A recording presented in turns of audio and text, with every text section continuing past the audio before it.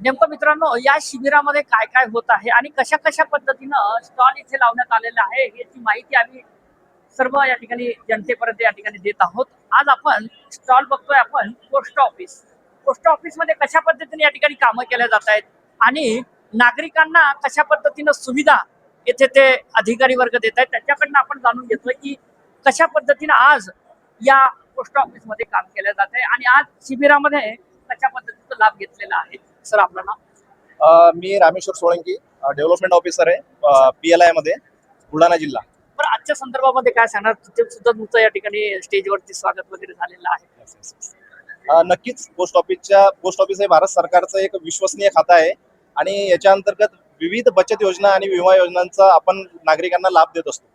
याच्यामध्ये आमच्याकडं बचत योजनांमध्ये हमी परतावा हा सगळ्यात मोठा विषय आहे. व्याजदरही जर व्याजदराचा विषय केला तर आजच्या स्थितीला तुलनात्मक दृष्टीने जास्त व्याजदर आमच्याकडे मिळते.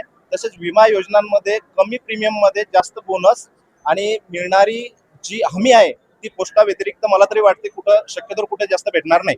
त्याच्यामुळं नागरिकांना माझं आवाहन असेल की आमच्या स्टॉलला भेट द्या आणि जास्तीत जास्त माहिती घेण्याचा प्रयत्न करा की गव्हर्नमेंट तुमच्यासाठी कोणकोणत्या योजना राबवत आहे त्या नागरिकांपर्यंत पोहोचवण्याचा आम्ही नक्कीच आमची टीम प्रयत्न करत आहे. आज या ठिकाणी विधानसभा मतदारसंघामध्ये हे जे शिबिर या ठिकाणी आयोजित केलेलं आहे, आमदार सुजाताताई महाले यांनी, ही संकल्पना चांगली आहे, खूप छान आहे. या निमित्तानं सगळ्या डिपार्टमेंटचा एक कोऑर्डिनेशन झालेला आहे आणि त्याचा फायदा असा होईल की सगळ्या डिपार्टमेंटला आपापल्या पद्धतीने वेगवेगळ्या डिपार्टमेंटची कोऑर्डिनेट करता येईल आणि त्याचा नागरिकांना सगळ्यांना फायदा होईल. सर, या ठिकाणी पोस्ट ऑफिस मध्ये जेव्हा या ठिकाणी नागरिक येत आहेत, कुठेतरी या ठिकाणी सुविधांचा काही अभाव वगैरे आहे का? काही शासनापर्यंत काही मागणी वगैरे आहे? नाही सर, आम्हाला तर एकदम अतिउत्तम अशी व्यवस्था इथं लागणारे जे संगणकीय असेल ते सुविधा वगैरे सर्व कशा सर्व आहेत? मिळाल्या सर. आम्हाला आम्ही जी मागणी केली त्या सगळ्या सुविधा आम्हाला इथं मिळाल्या